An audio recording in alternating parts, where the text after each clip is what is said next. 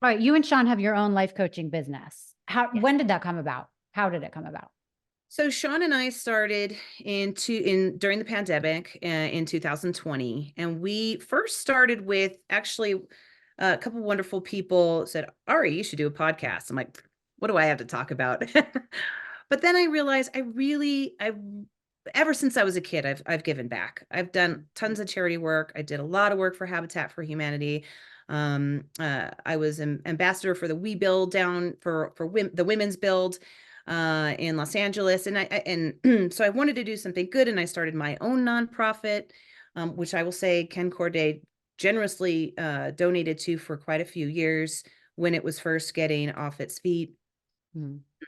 And so we decided that we wanted to give back. And so we started this daytime cares community to shine a light on service members who the frontline service members. Hmm. And then I thought, God, this feels really good.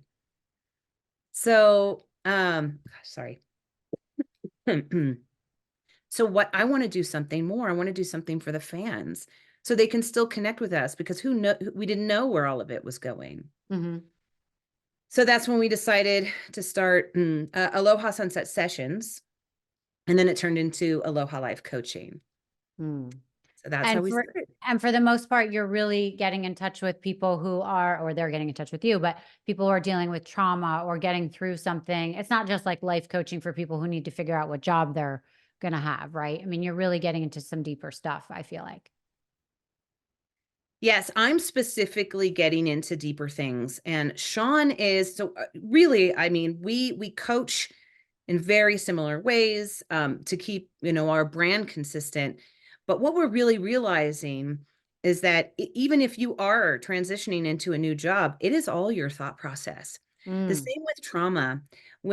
Because so many women can relate to what I'm going through, or I've been in the bad abusive relationship, or dealing with a Russian Spanish mother and anger issues and things like that, and have actually gone through the transition and all the therapy that goes with it.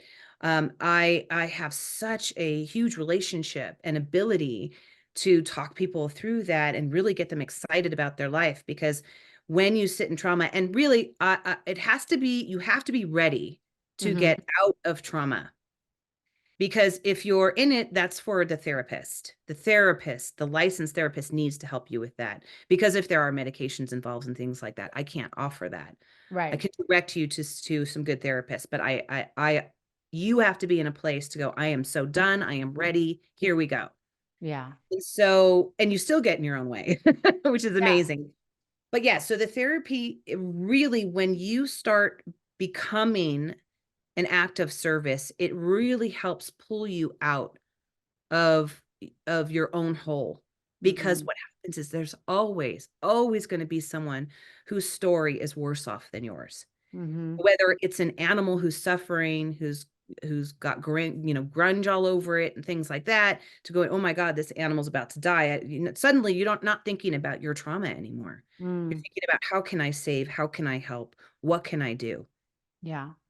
Well, I think that's really good advice. I was going to ask you for a piece of advice, but I think that so many people get stuck in what happened and they can't get over it. And also it affects their self-esteem. They just think of themselves stuck in that moment. And like you're talking about people that are looking to get jobs or have new relationships or start over, whatever it is for them.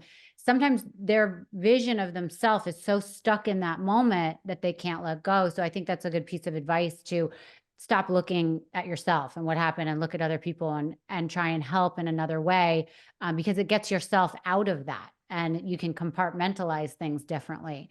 Is there any other piece of advice that really sticks out to you that for people that are really having a hard time in whatever trauma it is? And again, I feel like trauma is a very universal thing. And some people are like, oh, mine's bigger or mine's not as big, so I won't even deal with it. Absolutely. And if you think about it, when we allow I call it the risk management team up there. Mhm. The risk management team throws its alarms on and it tells you not to do it. Don't do it. Don't do it. It's better to live in the fear that than step outside the box to a proactive positive life.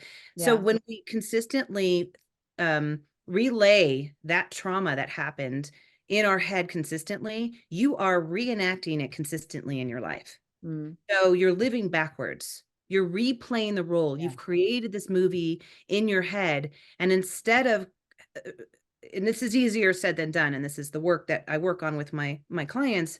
But if you rename that movie, and if you stop, it's like a stop and swap. If you go, oh, here comes that thought again.